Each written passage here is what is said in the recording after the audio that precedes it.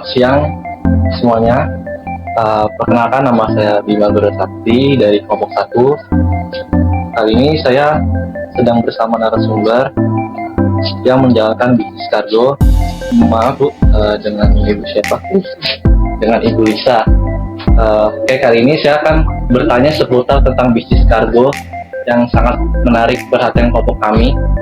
Pada itu saya akan mempertanyakan pertanyaan-pertanyaan yang sudah kami siapkan. Sebelumnya, Ibu melakukan bisnis ini sejak kapan ya? 2020. Berarti sejak pandemi. Sejak pandemi. Boleh diceritakan sedikit Bu tentang latar belakang Ibu menjalani bisnis kargo ini?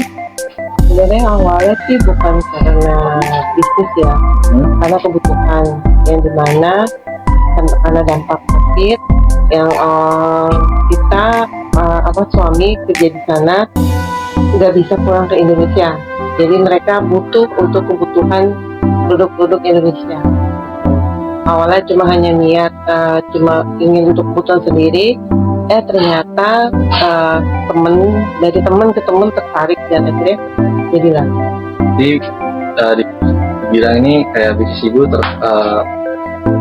berjalan karena dari mulut ke mulut ya Bu? Ya, dari mulut ke mulut, terus dari ada medsos juga ada, tapi nggak seberapa dibanding mulut ke mulut itu lebih besar, karena sistemnya mereka percaya kita. Karena ada percayaan itu ya Bu? Untuk memperluas bisnis kargo ini, Encing menggunakan sosmed apa ya kalau boleh tahu? Kita kebetulan ada pekerja Indonesia itu punya forum sendiri, dan sana aku mau postingnya di sana, di Facebook sama di Telegram. Kalau untuk peminatnya sendiri nih, lebih banyak anak-anak, remaja atau pekerja aktif yang di sana? Pekerja aktif. Mereka tuh permintaannya tuh apa aja Cik kalau dari pekerja? Makanan. Untuk kebutuhan sehari-hari, terus skincare kayak shampoo, perawatan muka, perawatan rambut, bahkan juga barang elektronik, dan juga bisa jadi kadang perhiasan, terus kayak elektronik seperti laptop, blender, macam-macam. Jadi nggak hanya makanan aja, banyak kebutuhan mereka yang nggak dapet di sana, mereka minta dikirimin dari sini. Baik, kalau untuk minimal pembelian untuk dikirim ke sana tuh ada nggak? Nggak ada sih. Di bawah 1 kilo, beratnya walaupun di bawah 1 kilo pun kita hitung kilo, nggak masalah. Tujuan kita kan memang untuk memudahkan mereka supaya bisa mendapatkan kebutuhan yang mereka inginin yang ada di Indonesia.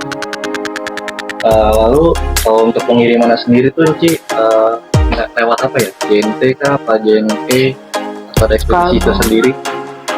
Kebetulan kita kan memang ada under name cargo, kapal laut, yang dimana saya itu cuma sebagai ibaratnya kalau ngomong kasar sebagai penumpang. Jadi mereka ada yang di atas kita. Jadi barang dikirim ke kita proses, kita packing, kita kirim lagi ke gudang kargo kapal. Kalau dalam pengiriman tuh ada hambatannya nggak sih? Kalau hambatan itu tergantung dari situasi alam ya, karena namanya laut, beda sama di darat. Kalau di laut itu kita nggak tahu kondisi laut seperti apa, dan kalau di darat itu kan kita bisa tahu titik posisinya, poinnya di mana. Kalau di laut kita nggak tahu, jadi hambatannya itu kondisi laut, dan kita nggak tahu ombak besar atau apa, termasuk kapal yang dimana kapal entah bermasalah di tengah jalan atau gimana, dan di proses bea cukainya. Jika ada masalah itu yang akan bikin lama. Kalau misalnya keluhan dari customer tuh ada nggak sih kayak barang hilang atau barang cacat? Kita memang nggak ada garansi ya untuk hal-hal seperti itu, cuma ada kebijakan dari kita sendiri. Contoh misalkan mereka itu kan sistemnya kan pesan online, yang dimana pihak JNT atau JNE pun kadang kan ada paket-paket yang rusak ataupun yang hancur. Itu secara kebijakan kita ganti, tapi sesuai dengan kemampuan kita, tidak bisa mengikuti kemauan konsumen. Mohon maaf ya kalau saya lebih dalam, kalau untuk penghasilan itu lebih jauh pandemi atau sekarang sih? pas pandemi itu lumayan sih, karena kan memang kebetulan saya itu orang yang pertama yang cuma awalnya iseng karena kebutuhan, tahu-tahu jadi bisnis. Nah, dari mulut-mulut itu namanya kembali lagi ke masing-masing orang bersaing. Jadi mereka cari tahu, akhirnya ya udah, jadi nggak hanya saya sendiri, jadi ada beberapa. Ya itulah, jadi yang akhirnya lama-lama jadi menurun. Ada kelebihannya nggak sih dari segi servis atau murah dari segi barang harga? Kebetulan saya kan memang ada kenal beberapa tempat yang harganya jauh di harga pasaran. Jadi biasanya tuh saya beli pasti di tempat-tempat seperti itu, dan ya kemungkinan saya akan naikin harga bukan untuk kepentingan saya, tapi untuk biaya operasional saya. Jadi contoh, kayak misalkan parkir atau kuli yang bantu bawa, dan termasuk packingan yang orang yang memackingnya tersebut gitu. Jadi dari harga yang kita beli itu kita naikin bukan untuk semata keuntungan buat kita, tapi untuk biaya operasional dalam packing barang tersebut. Solusi kayak kehilangan barang atau tadi itu gimana solusinya? Kalau kehilangan sejauh ini sih nggak pernah ada kehilangan ya, semuanya itu aman. Kembali lagi ke masing-masing, sama-sama saling percaya gitu. Tapi kalau rusak atau hancur itu kembali lagi kebijakan dari saya sendiri. Tapi ada yang konsumen itu yang sadar, oh ya nggak apa-apa. Ada yang bilang, oh ya boleh gitu. Ada yang bilang ya udah nggak usah, nggak apa-apa.